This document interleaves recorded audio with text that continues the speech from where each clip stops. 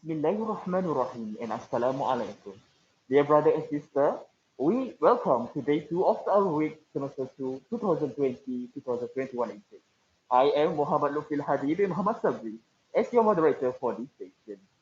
As we are about to begin, I have a few important announcements to make before we begin this session. Do take note. First, we ensure that your internet connection is stable for a smooth running of the session. Second, finally fill in the attendance form provided by the committee. Third, if you have any questions to the speakers, please fill in the chat or comment box provided in the platform. Last but not least, at the end of the session, please fill in the survey form prepared by the committee. Thank you for your kind cooperation and attention. Alhamdulillahi Rabbil Alamin wassalatu wassalamu ala ashrafil anbiya wa mursalin wa ala alihi wa sahbihi ajma'in. Distinguished guests, ladies and gentlemen, we are indeed honored to have Associate Professor Dr. Gairuzaz Mima Urani, the Director of Academic Management and Administration Division of IIUM with us today. In a session with Academic Management and Administration Division for Ta'aruf Week Semester 2 2020-2021 intake, as his presence really means a lot to us. How are you today, Prof?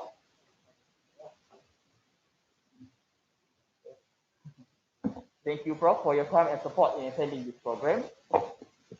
Distinguished guests, ladies and gentlemen, without further ado, now it gives me a great pleasure to respectfully invite Associate Professor Dr. Guy Rosizmi, the Director of Academic Management at the Mission Division of IIUM, to deliver his speech. Please welcome. Bismillahirrahmanirrahim. Assalamualaikum. Tak nampak orang lain lah. Dia nampak ni je. Okay, so how are we going to communicate with the student later on in the question answer? Just apa nama ni? Akan just tanya saja. I will read it. Oh, you read the question from YouTube ke apa? Yes, from YouTube. Okay, Bismillahirrahmanirrahim. You have been most probably you have been tired listening to people talking for I don't know how many hours since the morning, watching in front of the computer for hours. So I try to make this short and more of the question and answer session. Okay, so what I'm going to be talking about today, I'm just going to brief you a little bit about academic management and admission divisions. Okay, I think most of you who come from CFS should have known what is academic management and admission division, because we are this office are the one that accept you in CFS, and I think I've been giving this briefing at most probably last year we have COVID or not? Or in CFS you have been there in CFS for how many years? You have been there 1 year. So yes, 1 year. 1 year, lama dah. So when they enter CFS, there's no COVID issue yet, right? Yeah. So I think at that time I was there. Okay. So anyway, let's talk about this AMAD. Basically, responsibility of AMAD, we start from admission up until your graduation. In fact, not just admission, even marketing before the admission is also part of the responsibility of AMAD, Asset Management and Admission Division, and it is up until your graduation. Okay, so you get the letter, you get your offer letter from me. Okay, I'm the one who signed the offer letter. Okay, and you'll get your transcript and scroll also from Academic Management and Admission Division. Okay, so these are the major function of this office. We are the Senate Secretariat. So what does Senate Secretariat means? Okay, the highest academic body, okay, the highest body, okay, or the highest office that decide on academic matters is the Senate. Okay, the Senate decide whether you pass your exam or you do not pass your exam. Okay, you have done your final exam, so in the end, the results going to come to Senate. Senate are the one going to agree with the decision that's given by your lecturer. Okay, Senate are the one that decide what are the courses that you need to have in your program. So any academic matters will have to go to Senate, and AMAD, I think Management and Admission Division, is the secretary of the Senate. We are the ones who decide what can be brought to the Senate. Okay, and we are also just by the name admission division. We are responsible for admission. Okay, so we are the one who going to decide, okay, who's going to be accepted. Okay, we are number three, record management. We are the one who keep your records. Okay, so when you apply, okay, especially if you are direct intake student, you have to fill up a lot of information. So all those information going to go to the university system, and we are the ones who keep the records of your information. We are the one who keep record what are the classes that you take, and what are the grade that you get. Okay, and we are the one who calculate your CGPA. Okay, make sure that your CGPA are correct or not. And when you graduated, okay, your employer, okay, or when you want to go to interview, sometimes the company is going to hire uh, other companies to make sure that uh, the transcript that you provide to them are the correct transcript. Okay, the school that you provide to them are the correct school. So uh, their company is going to contact Ahmad. Okay, because we are the ones who keep your record, and we are going to keep your record for hundreds of years. Okay, so your record, if you are talking about record for students who accept, who was a student in the first batch in 19, yeah, first batch, tak tahu. 1983. 1983, 1984, where we only have less than 100 students, we still have their records. Okay, so we have records of all the students. Okay, and then the fourth one is teaching or learning and teaching activities. Okay, so we are responsible for, okay, for course assignment. Okay, which lecturer is going to teach which course. Okay, course offering. Okay, when you are going to offer a course. Okay, we are responsible for responsible for your examinations. Okay, so those are the major function of AMAD. Okay, so when we uh, in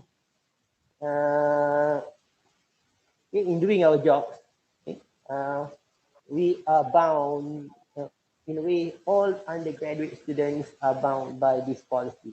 Okay, so you have these three main policies: student academic performance evaluation regulations, okay, admission regulations, change of program regulations. So admission regulations are the regulations that going to decide whether you meet the entry requirement or you do not meet the entry requirement. So when we decide whether we can accept you or not accept you, the first thing that we have to look at is the admission regulation. The admission regulation set up what is the minimum. Okay, but for most of you, especially that's coming from TFS, I think if you look at your SPM results, most of you get a lot of A. Okay, and the admission required, you are the results that you get are far above the admission requirement. Okay, except maybe if you are talking about medicine where we require all A's. okay, for you to get into medic. Okay. So the main policy is this student academic performance evaluation regulation. You can download it from AMAD website. Okay, you should. What does the regulation talk about? The regulation talk about what are the courses that you have to register, what's going to be your CGPA, if you are getting into problems, whether uh, whether you can be dismissed or not, or something like those things lah. So hopefully you will not. Usually those students who come and see me are the students who have problems. So since I can only see the monitor, okay, usually we can see the student. I'm going to talk to tell all the students I don't want to see you because I know that if I meet any of the students, usually the students going to are the students who are having problems. Buat apa-apa dah keluar dismissal lah. Nampak sangat I'm not the one who do this slide. Okay, so since the slide show academic dismissal, so what else over here? Okay, you going to be dismissed from the program, okay, if your CGPA is less than 1.67. Okay, I think most of you know how to calculate CGPA already. Or your CGPA is less than 2 while you are on probation. Okay, and you receive a CGPA between 1.67 and 2 for the third time, which is non-consecutive, okay, in the period of study. So these are the things that you do not want to do. Okay, it's not easy to get this CGPA, okay, because most of the students, I think 90 something percent of the student is their CGPA is higher than this. Because of that, it is not easy to get. Okay, unless you try very very hard, not come to class, then you get lah.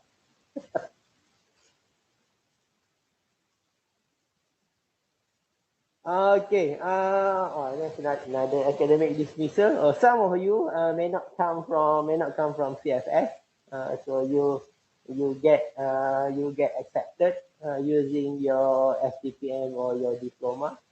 Okay, and when you get accepted, one of the things that you have to do is for you to do the English placement test, Arabic placement test, Malay lagi ya, apa lagi placement test? Tilawah test ke apa? Tilawah lagi, ada lagi. Patutnya ada lagi, fundamental knowledge test or something.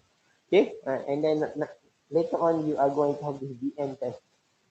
Okay, so for student who does not meet the English requirement or Arabic requirement, if the language of instruction for the program is Arabic, they have to go to this PRSS or pre-sessional.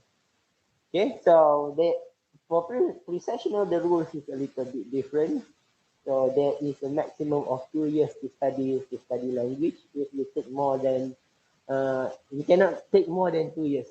If you take more than 2 years, then you exhausted study period, then you can also be dismissed from the professional. Okay, we used to have a joke on not we used to have we have a joke at this university. How long is it going to take for students to graduate? Okay, for some students lah. Okay. Hopefully not for you.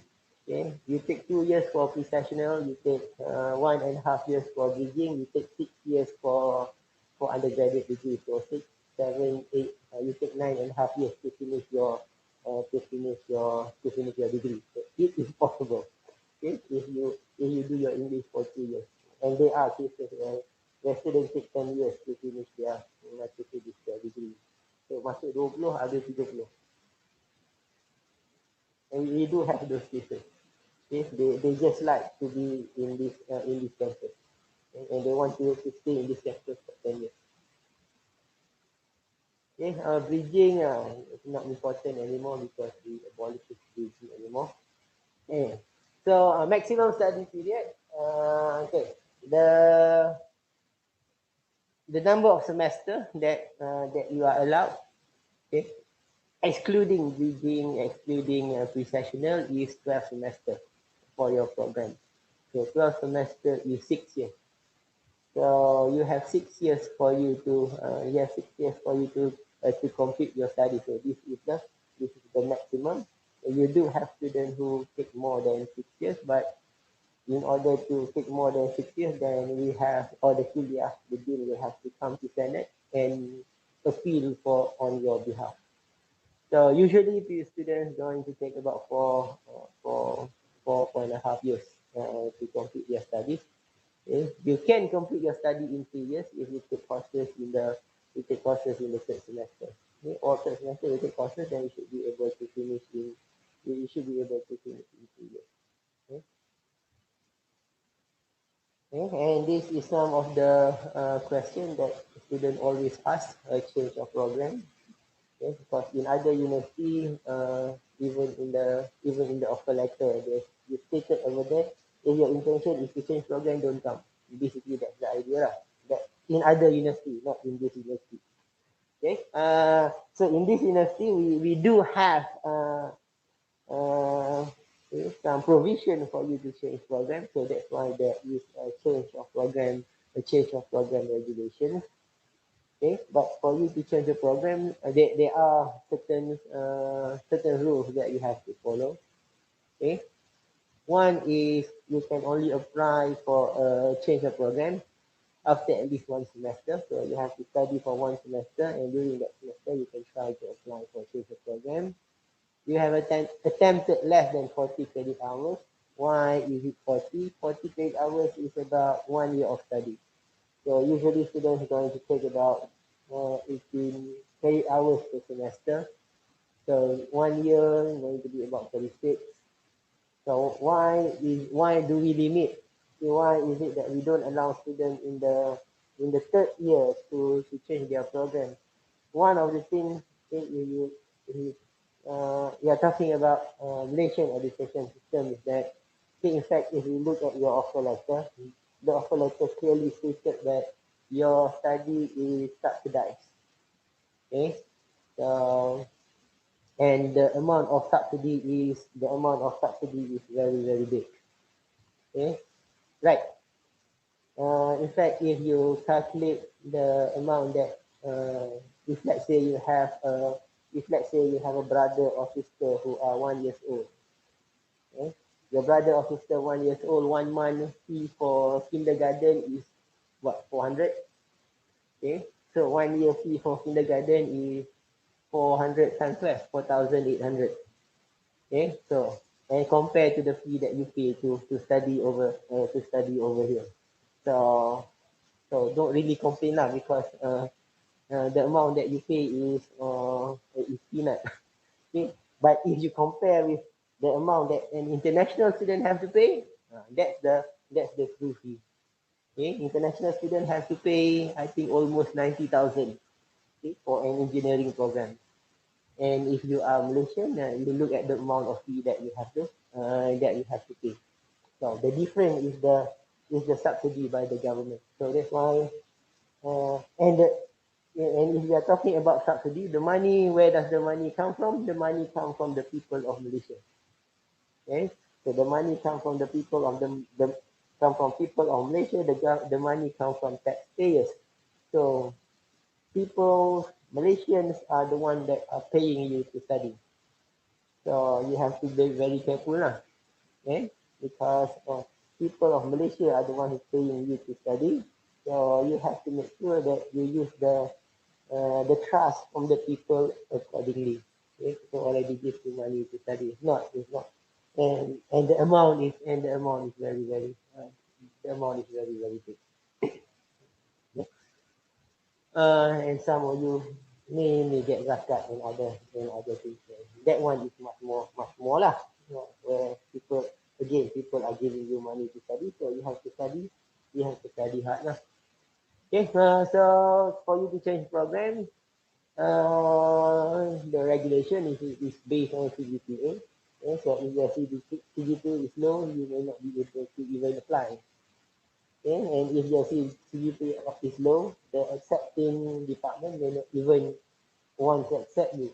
Okay? So if your intention is to change program, make sure your CGPA is very high. And we also compare your CGPA with the average CGPA in the kuliah, because certain kuliah the CGPA is higher, certain kuliah the CGPA is lower. Right? Okay, and we also look at whether you'll be able to complete the new program with allowable period. So what is allowable period? So we want to make sure that you will be able to finish in 6 years. Okay? From starting from the date when you enter the university, okay, then you change your program, and then you have to you finish your program. So that's why if you are in the third year, most probably you will not be allowed to change program, because if you are in the third year, you need to have at least 3 more years for you to finish. And some people take 4 years to finish. So 3 plus 4 becomes 7. So that's why we do not allow if you are already in your third 4 year. Allah, but on YouTube boleh nampak kan. Another thing is one of the things that you are going to get, okay, when you are a student at this university, you are going to get this email, live.rin.edu.my. So this is your official email. Okay, hopefully you'll be using this email, because officially communication between students and the university should be done using this email. And for you to download, I think you get this you get free. You can download Microsoft software, yeah, a lot of software for free that was bought by the ministry. Yeah, but for you, in order for you to download those software, you need to use this email. Okay? So some students don't know that they can download Microsoft for free. So don't go to all these option and money, okay, and ask someone else to download for you and pay them. Okay? Because you can download a lot of software for free. Okay? Don't use pirated software, since you can use the non-pirated software. Okay, dah habis ni last slide kot. Okay, and the last one is the graduation requirement. Okay, so I think on the 1st of March, you are going to start your classes. Okay, you're going to go to class. Okay, if you don't go to class, you can be dismissed from the university. You know. Okay, and you take all the exam, you pass all the exam, and you fulfill graduation requirements. If a not less than 2.0, then you are going to, you can graduate. Okay, so unlike student from last year, okay, we do not have convocation last year because of the COVID. So when are they going to get their convocation? I don't know yet. So hopefully, in 4 years, you are going to have your graduation. We are settled with all these COVID issues, okay? And there are no more MCO in 4 years. I don't know what's going to happen in 4 years now, because okay, if you read the news, you have Ebola coming back in Africa. Yeah. So we don't know what's going to happen in the future. Okay, so if you look at the next to the pictures, there are colors. Okay, so those colors are the colors of the kuliah, okay, that you are in. So if you are in economics, the color is yellow. If you are in law, the color is black. If you are in engineering, okay, I think you can see what is stated over there. Okay, so if you fulfill graduation requirement, then you can graduate. Okay, and if you when you graduate, then you'll become the alumni of the university. So thank you. Now I can take questions from YouTube. Thank you to Prof. Dr. Gairul Zazmi Muhammad Ghani for and every informative speech. Now I will read the question given by the audience. First question from Nur Aliyah Aziz. Assalamualaikum, Prof. Are we allowed to take student leave, study leave? Do we need to provide justification if you want to apply for it? Thank you. Yeah, so Nurul Aliahan. Okay. Yeah, Nurul Ali. So there is a provision in subtitling that you can take study leave, okay, but the the kuliah is not going to have a study leave meeting, going to decide whether your study leave will be allowed or not. Okay. I think the maximum that the kuliah can give study leave is 1 year. So if you need to take more than 1 year or more than 2 semesters, then the kuliah will have to bring the matter to the Senate. Okay? What the kuliah going to do? The kuliah going to look at the reason lah. Why is it that you need to? Why is it that you need to take study leave? Belum study lagi dah minta study leave. All right. For the next question from Brother Muhammad Hud bin Abu Bakar. Salam, Doctor. I want to ask about the academic dismissal. If you are dismissed from our course, can we appeal? Also, can we appeal to join other course that easier than the previous course? Oh, okay. First is no course is easier than other course. It's going to really depend on whether going to depend on you. So again, um, if you are dismissed, I think what's going to happen is that you can talk the deputy student affairs the kuliah, okay, and then they are going to decide. They are going to decide your case whether you can be readmitted or not readmitted. They are going to look at they are going to look at your behaviors during the semester. Okay? They're going to look at whether you go to class or not go to class. So if let's say you don't go to class, what's going to happen is you are going to get a grade of Y. In fact, those are the first things that we look at, whether you have a Y grade or you don't have a Y grade. If you have a Y grade, then we know that you don't go to class. If you don't go to class, most probably you will not entertain your appeal. Okay? But if let's say we see that there are genuine cases during the semester, something is not right, then most probably we'll entertain the appeal. Can you apply to another program? Uh, they are they are students who apply to another program. So what we are going to do is we are going to have an interview, and during the interview session, we are going to ask a question to see whether you'll be able to do your program, whether there are indicators showing that you'll be able to continue with the program, whether there are indicators showing that you are really sincere in your application to continue your study. Yep. Okay. For next question from Brother Muhammad Ihsan. If the student decided to accept another offer from the other university and payment has been made, does the money refundable? Payment has been made to IIUM. Yeah. Yes, then you can apply for a refund, but usually it takes some time because of all the procedures. You cannot just you ask refund today, you're going to get it tomorrow. So the procedures are very rigid. It's similar to other government agencies. When the money is already in the account, it's not easy to give back. It may take it's going to take some time to get back the refund. Okay. For the next question from Brother Ahmad Najib. For the CFS students, do we still need to take English placement test, Arab placement test, No, and Tilawah again?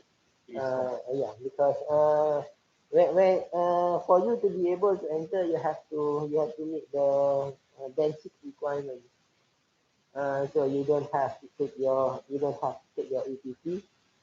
For APT, there are some students, okay, that have to take. It's not really have to take APT, but they have to take Arabic because there are some cases that we allow the students to enter, even though their Arabic required, even though their Arabic language have not meet the minimum requirement, but they have meet the minimum requirement for English. But I don't think we have that type of student in this intake, because to do that they have to apply and they have to write an appeal letter to my office first, and then we have to decide whether to allow or not. Okay? And and you should have you should have enough classes in CSS already for Arabic, English, and jadi tilawah ke apa, fundamental knowledge test, something like that. Okay, but for apa nama ni, for direct intake, then they have to take ECT. But if you want to take your ECT again, it's okay. No one going to stop you. Okay. All right. Another question from Ahmed Zakwan. How to apply for credit transfer? How to apply for credit transfer? There is a form at the kuliah. Where you have to go and communicate with the kuliah, and what you need to do is you need to have the course outline from your previous university, or from your previous college, or from your previous higher education institution. What the kuliah is going to do is the kuliah is going to look at the course outline, okay, and see whether the course outline is similar to the course outline in this university. So if it is similar and the grade that you get is okay, then most probably the kuliah will agree to give you a credit transfer. In some cases, we already, like from IIC, International Islamic College, this is not some, a lot of students, we do have quite a number of students from IIC. We already know their course outline, so it's going to be much easier.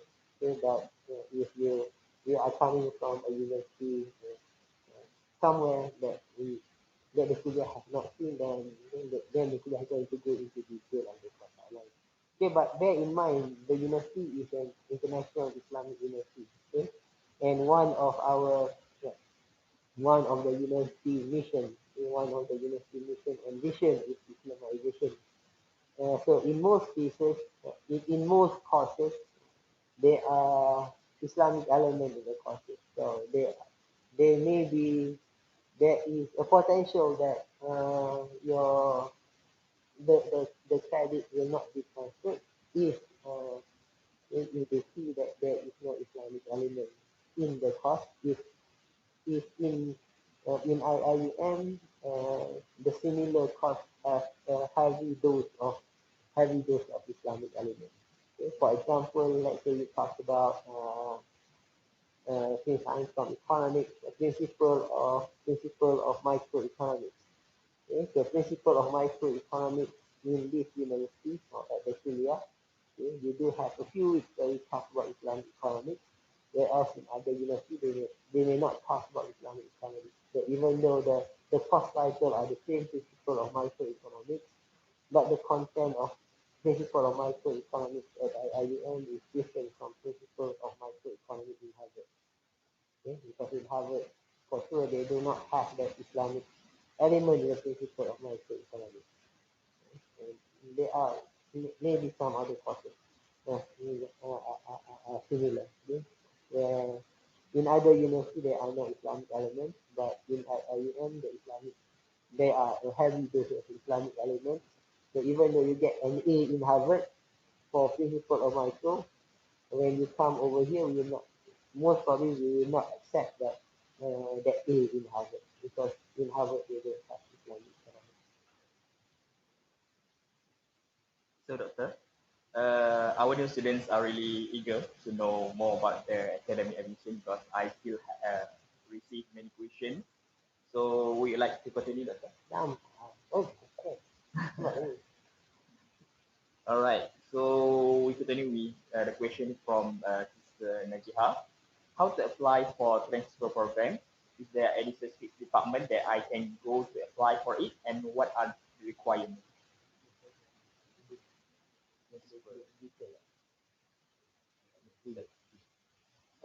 Transfer program. So what if you are talking about transfer credit? What you can do is you have to communicate with the kuliah. And, if you want to go to, I'm not sure what does it mean by transfer program. If let's say you want to go to study overseas for one semester or for 1 year, okay, then you can communicate with the kuliah. The kuliah has a lot of information on how to do it.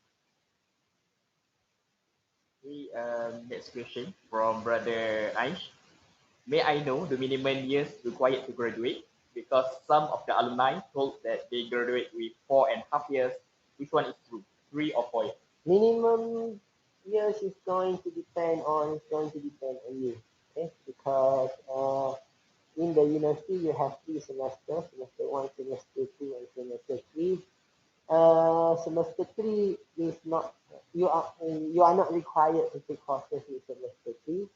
So if let's say you take courses in all semesters, semester one, two, and three, you may be able to finish in 3 years, especially courses where the credit hours is only about 100, 120.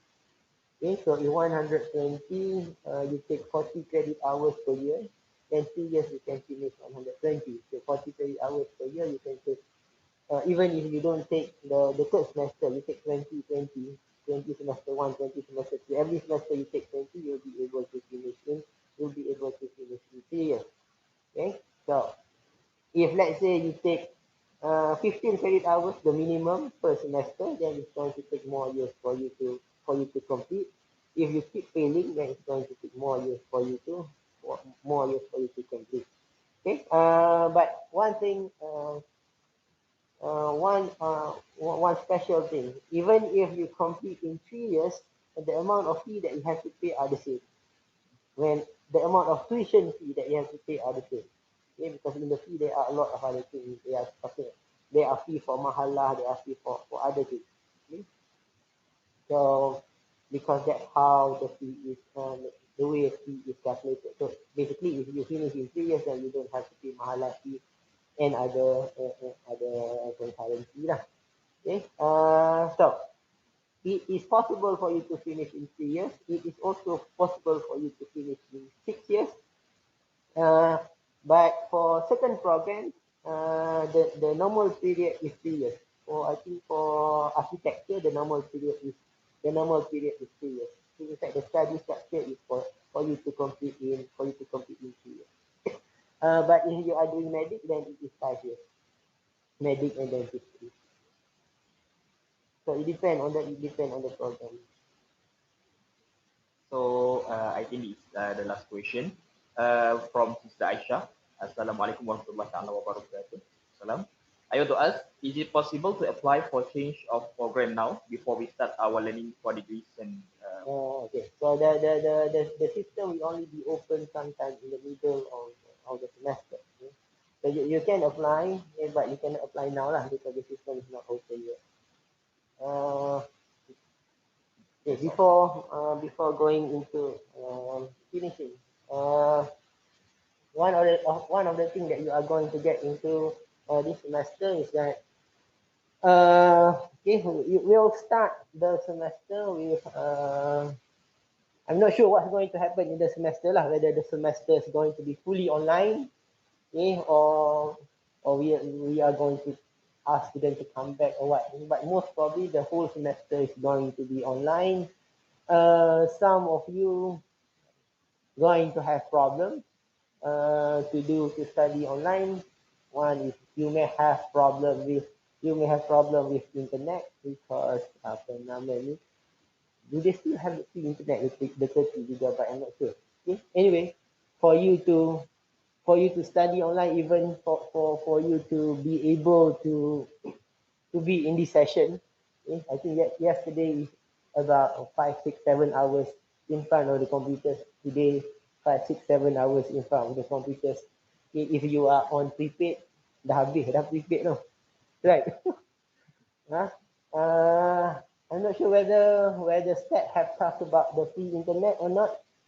Dah gitu dah ada dia session on I think there is a program where students can apply for data plan or subsidized data plan. Okay. So I think if you are having problem, not just because you don't have internet, or if let's say you are in a home where I don't know, you have 10 kids, you have 10 kids, you have 10 adik-beradik lah, you have 10 kids, lain lah. Okay. And so you have 10 siblings, okay, and for you to study your brothers and your sisters behind you, then I think what can be done is you can talk to your kuliah, okay, and tell the kuliah because you already have a session in the kuliah, right? Okay, communicate with the kuliah saying that you are having problem with internet, you are having problems to have this online learning, okay, and you may want to study, you may want to stay in the mahalah and get the facilities that you have in this university. So you can talk to the kuliah and inform them that you have all these issues. In fact, okay, we have a schedule for students to come back to the university for students who are having problem with online learning. Okay, so since most of the students are already here, that we know who are the students. But then because you are new student, I think you need to communicate with the students, tell them that you have problem, then we can try to help you. But keep in mind that there is a possibility that if you stay you want to come and stay in the mahalah, you may not be able to go back for Hari Raya because cuti Hari Raya is only about 1 week, and assuming that condition doesn't change, for you to come back, there is 10 days of isolation. Cuti dah seminggu nak masuk sini isolation 10 hari, then there's going to be a lot of issues. So there is a possibility. Okay, if you are staying in your mahallah, you may not allow you to go back for Hari Raya lah. Okay, so but we try to help as much as possible if you are having problem with your internet. So that's why, okay, if the students have computers and they see that the line, the connection at their hometown is good, okay, then we can subsidize the internet subscription for the students. Okay. So again, if you are having, and if you anticipate that you are going to have problem with online learning, then try to communicate with the kuliah, and kuliah will communicate with AMAD and Mahalah, okay, for us to help you. Okay, thank you. Thank you, Doctor, for the answer and explanation. I really feel about when the doctor said about that. Maybe we don't cannot to get back to IDC3 holiday, but that is the jihad for to study here in IIM. So before we end the session, don't forget to fill in the survey provided by our committee. So, distinguished guests, ladies and gentlemen, we have reached the end of our session. On behalf of the organizing committee, I would like to take this opportunity to express our gratitude to Associate Professor Dr. Jairul Zazmi for his willingness to attend this event despite his hectic schedule. We really appreciate your presence today.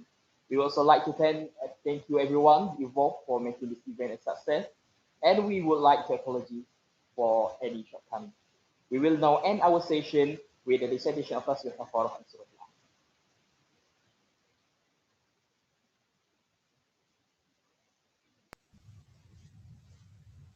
They're all things.